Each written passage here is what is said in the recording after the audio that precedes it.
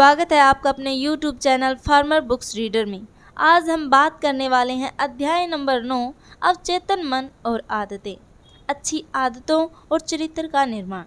हम जिन कामों को लगातार करते हैं हमारी शख्सियत उन्हीं के मुताबिक ढल जाती है। श्रेष्ठता किसी एक काम से नहीं बल्कि एक समूची आदत के नतीजे के तौर पर हासिल होती है। अरस्तु। हम सभी सफल जीवन जीने के लिए पैदा हुए हैं, मगर हमारी आदतें और माहौल हमें असफलता की ओर ले जाती है। हमारा जन्म जीत के लिए हुआ है, मगर हम इस ढंग से ढल गए हैं कि हारना सीख लिया है।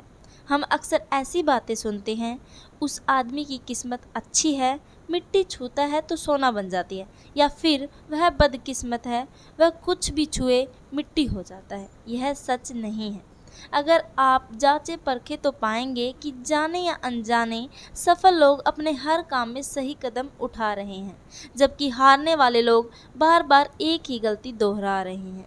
याद रखें, प्रैक्टिस से परफेक्शन नहीं आती, बल्कि सिर्फ परफेक्ट प्रैक्टिस से ही परफेक्शन आती है। प्रैक्टिस बार बार किए जाने वाले हर काम को स्थायी बना देती है। कुछ लोग अपनी गलतियों की ही प्रैक्टिस करते रहते हैं और वे उसी में पूर्णता हासिल कर लेते हैं। वे गलतियां करने में माहिर हो जाते हैं और गलतियां उनमें खुद ब खुद होने लगती है। पेशेवर लोग अपना काम आसानी से इसलिए कर जाते हैं क्योंकि उन्होंने उस काम में पूरी महारत हासिल कर ली होती है। बहुत से लोग काम सिर्फ तरक्की को दिमाग में रखकर करते हैं, लेकिन जिनकी अच्छा काम करने की आदत बन जाती है, तरक्की के असली हकदार वही हैं। किसी चीज़ की आदत डालना खेती करने के समान है। इसमें समय लगता है। एक आदत दूसरी आदत को जन्म देती है। अंत प्रेरणा एक व्यक्ति से काम शुरू कराती है। प्रेरणा उसे सही राह पर बनाए रखती है और आदत की वजह से काम खुद ब खुद होता चला जाता है। संकट के समय में भी साहस दिखाना, लालच के सामने आत्म संयम दिखाना, दुख की घड़ी आने पर भी खुश रहना, निराशा सामने होने पर चरित्र दिखाना और बाधाओं में भी अवसर की तलाश करना, ये गुण सिर्फ संयोग या किस्मत से नहीं आते, बल्कि ये तो शारीरिक और मानसिक रूप से की गई लगातार प्रैक्टिस का नतीजा है। कठिनाई के सामने आने पर हमारा व्यवहार हमारी प्रैक्टिस के मुताबिक ही सकारात्मक या नकारात्मक होगा।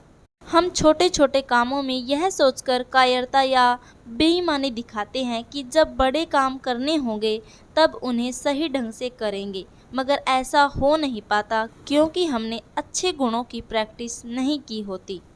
जब हम खुद को एक बार झूठ बोलने की छूट दे देते हैं तो अगली बार झूठ बोलना थोड़ा और आसान हो जाता है, तीसरी बार थोड़ा, और फिर यह एक आदत सी बन जाती है। सफलता की फिलॉसफी है कायम रहे और संयम रखे। जो काम करना चाहिए उसे करते रहो और जो काम नहीं करना चाहिए उससे तब तक बचते रहो जब तक उससे बचते रहने का हमारी आदत नहीं बन जाती। इंसान की फितरत है कि वह दिमाग से कम और दिल से ज़्यादा काम लेता है। ईमानदारी और निष्ठा हमारी प्रैक्टिस और यकीन का नतीजा होते हैं। लंबे समय तक किया जाने वाला हर काम हमारे व्यक्तित्व का हिस्सा बन जाता है और आदत भी। ईमानदारी बरतने वाला इंसान हमेशा पहली बार झूठ बोलने पर पकड़ा जाता है, जबकि किसी ने झूठ बोलने की ही प्रैक्टिस की हो तो वह पहली बार सच बोलने पर पकड़ा जाता है। खुद से और दूसरों से ईमानदारी या बेईमानी बरतना दोनों ही आदतें बन जाती है। अब यह फैसला हमें करना है कि हम इनमें से किसकी प्रैक्टिस करेंगे। हमारे सोचने का तरीका भी आदत का ही एक हिस्सा बन जाता है। हम आदतें बनाते हैं और आदतें हमारा चरित्र बनाती हैं। हम किसी आदत को महसूस करें और उससे पहले ही वह हमें अपना चुकी होती है। किसी ने कहा है, हमारे विचार काम की तरफ ले जाते हैं, काम से आदतें बनती हैं, आदतों से चरित्र बनता है और चरित्र से हमारा भविष्य बनता है। इसलिए हमें सही ढंग से सोचने की आदत डालनी चाहिए। अच्छी आदतें डालें। हमारा ज़्यादातर व्यवहार आदतन होता है। यह बिना सोचे समझे अपने आप में होता रहता है।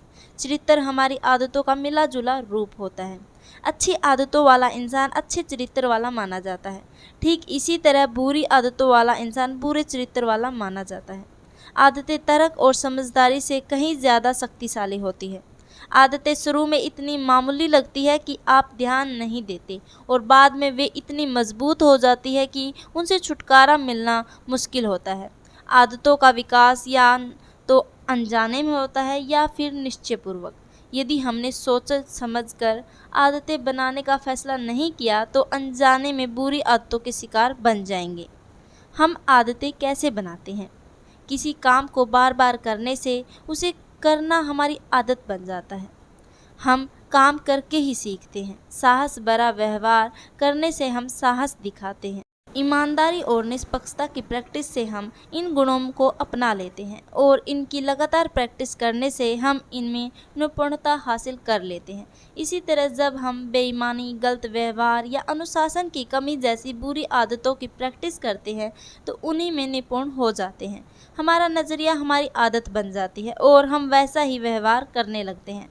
वे हमारी सोच बन जाते हैं और फिर हमारे व्यवहार की दिशा निर्धारित करने लगते हैं।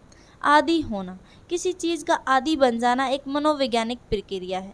इसकी वजह से हम एक दूसरे से जुड़ी किन्हीं खास ढंग की घटनाओं के आदी बन जाते हैं। इसका एक मशहूर उदाहरण पावलोव द्वारा कुत्तों पर किया गया प्रयोग है। रूसी वैज्ञानिक पावलोव कुत्तों को खाना खिलाते समय घंटी बजाया करते थे। खाना देखने पर कुत्तों के मुंह में लार भर आती है। पावलोव अपना प्रयोग कुछ समय तक दोहराते रहे। उसके बाद उन्होंने घंटी तो बजाई पर खाना नहीं परोसा, पर कुत्तों के मुंह में लार भर आई क्योंकि वे घंटी बजने के साथ खाना पाने के आदी बन चुके थे। हमारे अधिकतर व्यवहार चीज़ों या माहौल का आदी बन जाने का नतीजा होते हैं। हमारा माहौल और मीडिया हमें लगातार कुछ चीज़ों का अभ्यस्त या आदी बनाते रहते हैं। नतीजे के तौर पर हम रोबोट की तरह व्यवहार करने लगते हैं। इसलिए हमें स्वयं को अच्छी चीज़ों का आदी बनाना चाहिए। यदि हम किसी चीज़ को सही ढंग से करना चाहते हैं तो यह खुद ब खुद होनी चाहिए। यदि हम कोई सही चीज़ सही ढंग से करना चाहें तो वास्तव में उसे सही तरीके से नहीं कर पाएंगे। इसका मतलब यह है कि हमें उसकी आदत बनानी पड़ेगी। जब मैं मार्शल आर्ट का स्टूडेंट था तो मैंने गौर किया कि ब्लैक ब्लेड होल्डर भी घूंसा मारने और वार रोकने जैसे साधारण एक्शन की प्रैक्टिस कर रहे थे ताकि जब उन्हें इन कलाओं की ज़रूरत पड़े तो वे इनका प्रयोग बहुत स्वाभाविक रूप से कर सके। पेशेवर लोग किसी काम को आसानी से इसलिए कर लेते हैं कि वे अपने काम की बुनियादी चीज़ों में माहिर हो चुके होते हैं। कई लोग अच्छा काम कामयाबी पाने के इरादे से करते हैं, पर उसे पाने का हक उन्हीं को होता है जो अच्छा काम आदतन करते हैं। अच्छी आदतों को अपनाना मुश्किल है लेकिन उन्हें साथ ही जीना आसान है। बुरी आदतें अपनाना आसान है मगर उनके साथ जीना मुश्किल है। हम आदतों के आदी कैसे बन जाते हैं? उस विशाल हाथी के बारे में सोचिए जो 1 टन से भी ज़्यादा वजन सिर्फ अपनी सूंड से उठा लेता है। जरा सोचिए कि उसी हाथी को एक पतली रस्सी और एक खूंटे से एक ही जगह पर बांध कर रखने का आदी कैसे बना दिया जाता है, जबकि वह खूंटे को आसानी से उखाड़कर जहाँ चाहे वहाँ जा सकता है। जवाब यह है कि बचपन में हाथी को एक मजबूत जंजीर और एक मजबूत पेड़ से बांधा जाता था। हाथी के बच्चे की तुलना में जंजीर और पेड़ मजबूत होते हैं। बच्चे को बंधे रहने की आदत नहीं होती, इसलिए वह उस जंजीर को खींचने और तोड़ने की लगातार नाकाम कोशिश करता रहता है। एक दिन ऐसा आता है जब बच्चा समझ जाता है कि खींचने और तोड़ने की कोशिश करने से कोई फ़ायदा नहीं होगा। वह रुक जाता है और शांत खड़ा रहने लगता है। अब वह दिमागी रूप से इसका आदी हो चुका होता है और जब वही बच्चा एक विशाल हाथी बन जाता है तो उसे एक कमज़ोर रस्सी और खूंटे से बांध दिया जाता है। वह हाथी चाहे तो एक झटका देने से ही आज़ाद हो सकता है, मगर अब वह कहीं नहीं जाता क्योंकि वह बचपन से ही दिमागी रूप से इसका आदी हो चुका होता है। हम पर जाने अनजाने इन चीज़ों का असर पड़ता चला जाता है। जैसी किताबें हम पढ़ते हैं, जैसी फिल्में और टीवी प्रोग्राम हम देखते हैं, जैसा संगीत हम सुनते हैं, जैसी संगति में हम रह रहे होते हैं। गाड़ी चलाते समय अगर हम एक ही धुन बहुत दिनों तक सुने और एक दिन टेप रिकॉर्डर ख़राब हो जाए तो अंदाज़ा लगाइए कि हम कौन सी धुन गुनगुना रहे होंगे। पागलपन की परिभाषा यह है कि एक ही काम को बार बार किए जाना, लेकिन हर बार अलग अलग नतीजों की उम्मीद रखना। अगर आप वही करते हैं जो आप करते रहे हैं तो आपको वही मिलता रहेगा जो आपको मिलता रहा है। आदतों को बदलने में सबसे मुश्किल बात यह होती है कि जो चीज़ काम नहीं कर रही है उसे कैसे भुलाया जाए और उनके बदले अच्छी आदतों को कैसे अपनाया जाए। गीगो सिद्धांत। कंप्यूटर का गीगो सिद्धांत कहता है, गलत अंदर डालिए, गलत बाहर आएगा। सही डालिए, सही बाहर आएगा। अच्छा डालिए, अच्छा बाहर आएगा। हम जितना डालते हैं उतना ही निकालते हैं। हमारा अवचेतन मन भेदभाव नहीं करता। हम जो कुछ भी अपने अवचेतन मन में डालेंगे वह उसे स्वीकार कर लेगा और वही बात हमारे व्यवहार में उतरेगी। टेलीविज़न ने हमारे नैतिक मूल्यों, सोचने के ढंग और संस्कृति पर काफ़ी हद तक असर डाला है। जहाँ उसने हमें बहुत सी अच्छी और फ़ायदेमंद सूचनाएं दी है, वहीं यह हमारी रुचियों में घटियापन भी लाया है। इसने हमारी नैतिकता को भ्रष्ट किया है और बच्चों में अपराध की प्रवृत्ति को बढ़ाया है। 18 साल की उम्र तक बच्चे टेलीविज़न पर हिंसा के लगभग 2 लाख सीन देख चुके होते हैं। विज्ञापनदाता अपने दर्शकों को प्रभावित करने में माहिर होते हैं। किसी बड़ी घटना के दौरान कंपनियां 30 सेकंड के विज्ञापन के लिए लगभग $10 लाख खर्च करती हैं। यकीनन उन्हें इसका फ़ायदा मिलता है। हम किसी खास ब्रांड के सॉफ्ट ड्रिंक या टूथपेस्ट का विज्ञापन देखकर सुपरमार्केट से उसी को खरीद लाते हैं। दरअसल हम सॉफ्ट ड्रिंक को नहीं बल्कि उस ब्रांड को खरीदते हैं। क्यों? इसलिए कि हमारे दिमाग को उसी ढंग से डाला गया है और हम वैसा ही व्यवहार करते हैं। जब हम टीवी देखते हैं या रेडियो पर कोई विज्ञापन सुनते हैं तो हमारा चेतन मन उस पर भले न गौर कर रहा हो, लेकिन हमारा अवचेतन मन खुला होता है और हम प्राप्त होने वाली हर चीज़ को स्वीकार कर रहे होते हैं। क्या आपने कभी किसी टीवी से बहस की है? जाहिर सी बात है, नहीं। जब हम पिक्चर देखते हैं तो हंसते हैं और रोते भी हैं, क्योंकि हमारे अंदर डाला गया भावनात्मक इनपुट भावनात्मक आउटपुट के रूप में फ़ौरन बाहर आता है। इनपुट को बदलने पर आउटपुट अपने आप बदल जाता है। चेतन और अवचेतन मन। हमारे चेतन मन के पास सोचने की शक्ति है। यह स्वीकार कर सकता है और अस्वीकार भी, मगर अवचेतन मन सिर्फ स्वीकार करता है। यह इनपुट को लेकर कोई भेदभाव नहीं करता। अगर हम अपने मन में डर, शंका, नफरत के भाव भरें तो हमारे आत्म सुझाव इन सभी भावों को सक्रिय बनाकर वास्तविकता में बदल देंगे। हमारा अचेतन मन एक डाटा बैंक की तरह है, अवचेतन मन एक गाड़ी की तरह है और चेतन मन एक ड्राइवर की तरह है। इन दोनों में से अवचेतन मन ज़्यादा शक्तिशाली है।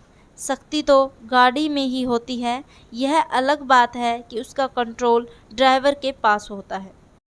अवचेतन मन हमें फ़ायदा पहुंचा सकता है और नुकसान भी। उसमें सोचने समझने की अक्षमता नहीं होती। अगर हम सफल नहीं हैं तो हमारे अवचेतन मन को नई और सही तरीके से दोबारा प्रोग्राम करना पड़ेगा। अवचेतन मन एक बगीचे की तरह है। इसे कोई परवाह नहीं कि आप कैसे पौधे लगाते हैं। यह न्यूट्रल है, इसकी अपनी कोई इच्छा नहीं। अगर आप अच्छे बीज बोएंगे तो आपका बगीचा सुंदर होगा, नहीं तो वह घास फूस से भरा होगा। मैं तो एक और कदम आगे बढ़ाकर कहूँगा कि अगर आप अच्छे बीज बोएंगे तब भी घास फूस उग ही आएंगे, इसलिए उन्हें उखाड़ फेंकने का सिलसिला लगातार जारी रखना चाहिए। इंसान का दिमाग भी ऐसा ही होता है। याद रखिए, सही और गलत विचार हमारे मन में एक साथ नहीं रह सकते। हमें अपने अवचेतन मन को इस तरह ढालने की ज़रूरत है कि वह हमें सही रास्ते पर ले जा सके। हम आदी कैसे बनते हैं? सोचिए, हमने साइकिल चलाना कैसे सीखा? इसके 4 सतर है। पहले सतर को अवचेतन मन अयोग्यता कहते हैं। यह वह सतर है जब हम यह नहीं जानते कि हम उस काम को नहीं जानते। बच्चा यह नहीं जानता कि साइकिल चलाना क्या है, न ही वह साइकिल चला सकता है, और यह अवचेतन मन अयोग्यता का सतर है। दूसरा सतर चेतन अयोग्यता है। यह ऐसा सतर होता है जब बच्चा थोड़ा बड़ा होकर जान जाता है कि साइकिल चलाना क्या है, मगर वह खुद नहीं चला सकता, इसलिए वह चेतन तो है मगर अयोग्य है। फिर वह साइकिल चलाना सीखता है। यह तीसरा सतर है जो चेतन योग्यता कहलाता है। अब वह साइकिल चला तो सकता है, मगर ऐसा करने के लिए उसे उस प्रक्रिया के बारे में सचेत ढंग से सोचना पड़ता है। इस तरह सचेत सोच और प्रयास के साथ बच्चा साइकिल चलाने योग्य है। चौथा सतर अवचेतन योग्यता है, यह तब आता है जब बच्चे ने पूरी समझ के साथ साइकिल चलाना इतनी अच्छी तरह से सीख लिया होता है कि उसे अब सचेत रूप से सोचना नहीं पड़ता। यह सिलसिला अपने आप चलने लगता है। साइकिल चलाते समय वह लोगों से बातें कर सकता है और दूसरों को हाथ से इशारा कर सकता है। इसका मतलब यह है कि वह अवचेतन योग्यता के स्तर पर पहुंच गया है।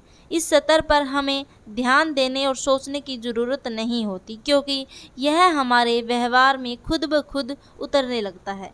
हम अपनी सभी अच्छी आदतों को इसी स्तर पर पहुंचाना चाहते हैं। दुख की बात है कि शायद हमारी कुछ बुरी आदतें भी हमारी अवचेतन योग्यता के स्तर तक पहुंच जाती है और वे हमारी तरक्की में रुकावट डालती है। कुदरत खालीपन को भर देती है। मेरे 2 भतीजे हैं जिनकी उम्र 12 और 14 साल है। उन्हें टेनिस बहुत पसंद है। एक दिन उनके पिता ने मुझसे कहा, यह खेल बहुत महंगा होता जा रहा है। इन बच्चों के लिए रैकेट, गेंदें, लोन की फीस देनी पड़ती है और अब तो इन्होंने एक कोच भी रख लिया है। ये सब बहुत महंगा पड़ रहा है। तब मैंने उनसे पूछा, यह किस चीज़ की तुलना में ज़्यादा महंगा पड़ रहा है? तुम अपने बच्चों का टेनिस खेलना रोक सकते हो और पैसे बचा सकते हो, लेकिन अगर वे खेलना छोड़ देंगे तो स्कूल से घर लौटने पर अपने समय और ऊर्जा का क्या करेंगे? वे कुछ देर चुपचाप सोचते रहें और फिर बोले, मुझे लगता है कि उन्हें खेलने देना चाहिए, यह सस्ता ही पड़ेगा। उन्होंने बच्चों को अच्छे रास्ते पर लगाए रखने का महत्व समझ लिया, नहीं तो वे बुरी चीज़ों की तरफ मुड़ते, क्योंकि कुदरत को खालीपन पसंद नहीं है। या तो हमारे पास अच्छा होता है या बुरा, इन दोनों के बीच का कोई रास्ता नहीं होता। चरित्र का निर्माण करना एक आदत सी बन जाती है। अगर हम अपनी शख्सियत को खुशनुमा बनाना चाहते हैं तो हमें अपनी आदतों को गहराई से जांचना होगा। जो बात कभी कभी मौज मस्ती करने की वजह से शुरू होती है, वह एक स्थायी कमी बन जाती है। खुद से ये सवाल करें, क्या आप अपने काम की क्वालिटी को गिराना चाहते हैं? क्या आप गप मारना पसंद करते हैं? क्या ईर्ष्या और अहंकार आपके स्थायी साथी हैं? क्या दूसरों के मनोभाव को महसूस करने की अक्षमता आप में कम है? हमारा निर्माण आदतें करती है। ऐसा होना अच्छी बात है, क्योंकि अगर हमें हमेशा कुछ करने से पहले सोचना पड़े तो हम कोई भी काम ठीक से नहीं कर पाएंगे। हम अपनी सोच पर आत्म अनुशासन लागू करने की प्रैक्टिस करके अपनी आदतों को कंट्रोल कर सकते हैं। हमें अपने अवचेतन मन की शक्ति का फ़ायदा उठाना चाहिए। हमें बचपन से ही अच्छी आदतें विकसित करनी चाहिए, ताकि बड़े होने पर वे हमारे अच्छे चरित्र का निर्माण कर सकें। वैसे इसकी शुरुआत करने में कभी देर नहीं होती। हर अच्छा या बुरा तजर्बा कुछ न कुछ फ़र्क पैदा करता है। नई आदतों को सीखने में समय लगता है, मगर अच्छी आदतें एक बार सीख ली जाएं तो जीवन में नए मायने देती हैं। आशावादी या निराशावादी होना भी एक आदत है। आदतों पर दुख और सुख का सिद्धांत लागू होता है। हम कोई काम या तो सुख पाने के लिए या दुख से बचने के लिए करते हैं। जब तक नफ़ा नुकसान से ज़्यादा होता है, तब तक हम उस आदत को जारी रखते हैं, मगर जब नुकसान नफ़े से ज़्यादा होने लगता है तो हम उस आदत को छोड़ देते हैं। मिसाल के तौर पर, जब डॉक्टर सिगरेट पीने वाले को सिगरेट पीने से मना करता है तो वह जवाब देता है, मैं नहीं छोड़ सकता। यह एक आदत है जिसमें मुझे मज़ा आता है, और वह सिगरेट पीना जारी रखता है। यहाँ मज़ा दर्द से ज़्यादा है। और जब एक दिन वह एक खतरनाक बीमारी का शिकार हो जाता है, जब डॉक्टर कहता है, अगर आप जिंदा रहना चाहते हैं तो सिगरेट पीना इसी वक्त बंद कर दीजिए, और वह उसी समय सिगरेट पीना छोड़ देता है, क्योंकि अब नुकसान नफ़े से ज़्यादा है। बदलाव का विरोध। जब लोग अपनी बुरी आदतों को पहचान लेते हैं तो उन्हें बदलते क्यों नहीं? उनकी न बदलने का कारण यह है कि वे जिम्मेदारी कबूल करने से इनकार करते हैं। अपनी आदतों को बनाए रखने में उन्हें जो मज़ा आता है वह बदलाव के दर्द से ज़्यादा होता है। उनमें शायद बदलाव की इच्छा की कमी हो, बदलाव के लिए ज़रूरी अनुशासन की कमी हो, अपने आप को बदल पाने के विश्वास की कमी हो, बदलाव की ज़रूरत के बारे में जानकारी की कमी हो। ये सारी बातें हमें बुरी आदतों से पीछा छुड़ाने से रोकती है। हम सबको एक चुनाव करने का हक है। हम बुरे व्यवहार को नज़रअंदाज करते हुए यह आशा कर सकते हैं कि इससे हमें खुद ब खुद छुटकारा मिल जाएगा। यह शुतुरमुर्ग का तरीका है। या इसका मुकाबला करके इस पर पूरी ज़िंदगी के लिए काबू पा सकते हैं। बेबुनियाद डर और अपनी आरामदायक ज़िंदगी के दायरे से बाहर निकलकर ही आदतों में सुधार किया जा सकता है। याद रखिए, डर एक सीखी हुई आदत है और इससे छुटकारा पाया जा सकता है। अपनी बुरी आदतों को न बदलने के बड़े आम बहाने नीचे लिखे हुए हैं। हम लोग हमेशा इसी तरह करते आए हैं, हमने इस तरह कभी नहीं किया है, यह मेरा काम नहीं है, मैं नहीं समझता कि इससे कोई फ़र्क पड़ेगा, मैं बहुत व्यस्त हूँ। अच्छी आदतें डालें। बदलाव किसी भी समय लाया जा सकता है, चाहे हमारी उम्र कुछ भी हो या आदत कितनी भी पुरानी हो। अगर हमें मालूम हो कि क्या बदलने की ज़रूरत है तो व्यवहार बदलने वाले तरीकों का इस्तेमाल करके हम किसी भी वक्त बदलाव ला सकते हैं।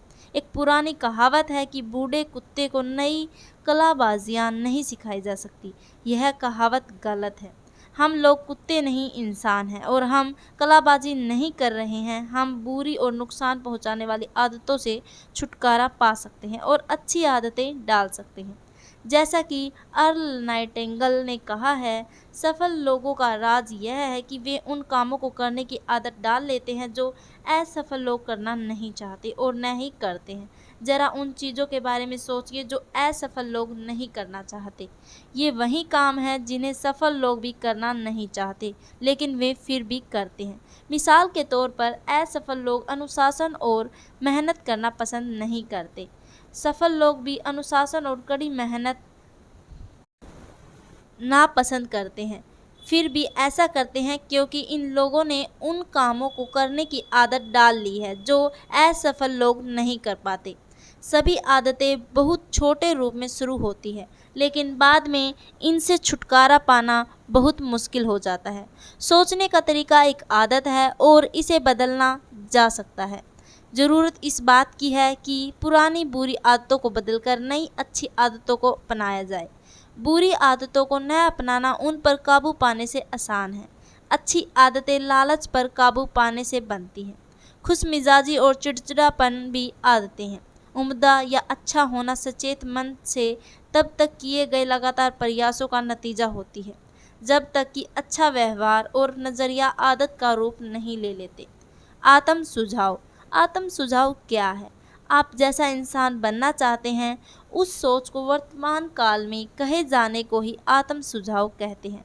आत्म सुझाव उस इश्तिहार की तरह है जो आप अपने अपने बारे में खुद अपने लिए लिखते हैं। यह आपके चेतन और अवचेतन मन दोनों को प्रभावित करते हैं, जिसका असर आपके नज़रिए और व्यवहार पर पड़ता है।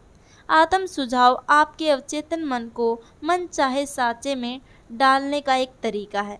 आत्म सुझाव सकारात्मक या नकारात्मक हो सकते हैं। बुरे आत्म सुझाव के कुछ उदाहरण: मैं थका हुआ हूँ, मैं फुर्तीला नहीं हूँ, मेरी याददाश्त कमज़ोर है, मैं हिसाब किताब में अच्छा नहीं हूँ। जब हम बुरे आत्म सुझाव को बार बार दोहराते हैं, तब हमारा अवचेतन मन उन पर विश्वास करने लगता है और ये असलियत न बनकर जीवन में उतर आते हैं। उदाहरण के तौर पर, यदि कोई व्यक्ति बार बार खुद को यह आत्म सुझाव देता है कि मेरी याददाश्त खराब है, तो किसी नए व्यक्ति से मिलने पर वह उसका नाम याद रखने की कोशिश ही नहीं करेगा, क्योंकि वह खुद से कहता है, मेरी याददाश्त तो कमज़ोर है, इसलिए याद करने की कोशिश बेकार है। ऐसी हालात में वह नए आदमी से दोबारा मिलने पर उसका नाम सचमुच याद नहीं रख पाएगा और वह अपने आप से फिर कहेगा, मेरी याददाश्त कमज़ोर है। यह कभी न ख़त्म होने वाला सिलसिला है। यह एक ऐसी भविष्यवाणी है जो खुद ब खुद सच बन जाती है। एक व्यक्ति जब किसी विश्वास को बार बार दोहराता है तो यह उसके अवचेतन मन में गहराई में बैठ जाता है और एक असलियत का रूप ले लेता है। बार बार दोहराया गया झूठ सच मान लिया जाता है। आत्म सुझाव सकारात्मक व्यक्तित्व क्यों होने चाहिए? ताकि हम अपने दिमाग में उस चीज़ की तस्वीर न बनाएं जिसे हम नहीं पाना चाहते, बल्कि वह तस्वीर बनाएं जिसे पाना चाहते हैं। कोई भी तस्वीर हमारे दिलो दिमाग में ज़्यादा देर तक नहीं रहती तो असलियत का रूप ले लेती है। आत्म सुझाव बार बार दोहराने का सिलसिला है। एक इंसान जब कुछ वाक्यों को काफ़ी समय तक दोहराता है तो वह उन्हें अपने अवचेतन मन की गहराई में बिठा देता है। मिसाल के तौर पर अगर आप खुद से कहते रहते हैं कि मैं शांत और धीर हूँ, तो आप किसी भी हालात में खुद को शांत और धीर महसूस करेंगे। आत्म सुझाव की प्रैक्टिस नकारात्मक रूप से नहीं होनी चाहिए। यह मत कहिए मैं कितना अव्यवस्थित व्यक्ति हूँ, इसकी बजाय यह कहिए मैं कितना व्यवस्थित व्यक्ति हूँ। आत्म सुझाव में नकारात्मक शब्दों का इस्तेमाल होने पर दिमाग में नकारात्मक तस्वीर बनती है और हम यह नहीं चाहते। अगर मैं आपसे कहूँ नीले हाथी के बारे में मत सोचो, तो संभावना है कि आपके दिमाग में नीले हाथी की छवि फौरन उभर आएगी। सकारात्मक वाक्य इसलिए बनाइए कि हमारी सोच एक तस्वीर के रूप में आती है, न कि शब्दों के रूप में। जब मैं कहता हूँ माँ, तो आपके दिमाग में क्या आता है? माँ की तस्वीर या उसकी स्पेलिंग? अवचेतन मन को तैयार करें। हम आत्म सुझाव का इस्तेमाल बुरी या गलत आदतें छोड़ने और सही या अच्छी आदतों को डालने के लिए कर सकते हैं। हम सभी आत्म सुझाव का जाने अनजाने इस्तेमाल कर चुके हैं। मिसाल के तौर पर आपको जब सुबह की फ़्लाइट पकड़नी होती है, तो सोते वक्त आप खुद से कहते हैं कि मुझे सुबह 6 बजे उठना है, और आप सदा उठ भी जाते हैं। आत्म सुझाव एक ऐसा रास्ता है जिससे कि हम अपने दिमाग को एक बयान को हकीकत में बदलने के लिए प्रोग्राम करते हैं। आत्म सुझाव बार बार दोहराने का एक सिलसिला है, जिसके द्वारा हम अपने अवचेतन मन को सकारात्मक सुझाव देते हैं, जो वास्तविकता में बदल जाते हैं। बार बार दोहराना ही काफ़ी नहीं है, इसके साथ भावनाओं और एहसास का संयोग भी होना चाहिए। बिना कल्पना के आत्म सुझाव का कोई नतीजा नहीं निकलता। हमारे मन को कोई आत्म सुझाव जब पहली बार दिया जाता है, तो वह उसे अस्वीकार कर देता है। क्यों? चूँकि यह विचार अजनबी होता है, इसलिए हमारे सोचने के ढंग के उल्ट होता है। सफलता इस सिलसिले को पूरे मन के बार बार दोहराने की हमारी काबिलियत पर निर्भर करती है। कल्पना। हम जो पाना, करना या बनना चाहते हैं, मन में उसकी छवि बनाने और देखने का सिलसिला ही कल्पना है। कल्पना और आत्म सुझाव दोनों साथ साथ चलते हैं। कल्पना किए बिना आत्म सुझाव अपनी बात को मशीन की तरह दोहराने भर और वह बेअसर होगा। नतीजे पाने के लिए आत्म सुझाव से इच्छाएं और भावनाएं भी जुड़ी होनी चाहिए। चेतावनी। पहली बार में आत्म सुझाव मन को स्वीकार नहीं कर सकता, क्योंकि यह एक अजनबी विचार होता है। मिसाल के तौर पर अगर पिछले कुछ सालों से मेरा विश्वास रहा है कि मेरी याददाश्त कमज़ोर है, और अब अचानक मैं अपने आप से कहता हूँ मेरी याददाश्त बहुत अच्छी या तेज़ है, तो मेरा मन इसे स्वीकार नहीं करेगा और वह कहेगा तुम झूठे हो, तुम्हारी याददाश्त कमज़ोर है। क्योंकि आज तक मेरे दिमाग में यही बात बैठी हुई थी कि मेरी याददाश्त कमज़ोर है, मेरे मन को इसी पर विश्वास था। इस विचार को हटाने में 21 दिन लगेंगे। 21 दिन ही क्यों? क्योंकि किसी भी आदत को बनाने या हटाने में कम से कम 21 दिन लगातार सचेत ढंग से प्रैक्टिस करने की ज़रूरत पड़ती है। यदि आपको कोई ऑडियो टेप 21 दिन तक लगातार सुनना हो और उसका प्लेयर उसी बीच टूट जाए, तो कल्पना कीजिए कि आपको कैसी धुन सुनाई देगी। महत्वपूर्ण सवाल यह है कि क्या 21 दिनों की सचेत प्रैक्टिस जीवन को बेहतर बनाने की बहुत बड़ी कीमत है? नहीं, लेकिन इस पर अमल प्रतिबद्ध लोग ही कर पाते हैं। यह लगता तो सरल है, मगर इसे करना आसान नहीं है। फिर भी आप इसे आजमा सकते हैं। अपने आत्म सुझाव को हकीकत में बदलने के लिए अगले सिलेक्शन में दिए गए तरीकों पर अमल करें और अपने आत्म सुझाव को असलियत में बदलें। अच्छी आदतें डालने का 21 दिन का फॉर्मूला। आत्म सुझाव को असलियत में बदलें। एक ऐसी जगह पर जाइए जहां आपको कोई बाधा न पहुंचाए। अपने आत्म सुझाव की एक लिस्ट बनाइए, यह सकारात्मक और वर्तमान काल में हो। आत्म सुझाव को दिन में कम से कम 2 बार दोहराएं, एक बार सुबह और एक बार रात में। सुबह मन शांत, धैर्यवान, ताजगी भरा और कुछ भी स्वीकार करने के लिए तैयार रहता है, और रात में आप अपने अवचेतन मन में एक सकारात्मक छवि सारी रात असर छोड़ने के लिए डाल देते हैं। आप इन आत्म सुझाव को छोटे छोटे स्टिकरों पर लिख सकते हैं। उन्हें ऐसी जगहों पर लगा दें जहां आपकी निगाह दिन भर पड़ती रहे। आत्म सुझाव को पूरे दिन देखते रहने से आपको इन्हें बार बार दोहराने का अवसर मिलेगा। सिर्फ आत्म सुझाव काम नहीं करेगा, इसके साथ ही कल्पना भी ज़रूरत पड़ेगी। इसे लगातार 21 दिन तक दोहराएं, जब तक कि यह एक आदत न बन जाए। धन्यवाद दोस्तों, मुझे आशा है कि आपको यह ऑडियो पसंद आई होगी। यदि आपको कोई सुझाव देना हो तो प्लीज़ कमेंट करें, ज़्यादा से ज़्यादा लाइक और सब्सक्राइब करें। धन्यवाद, थैंक यू सो मच।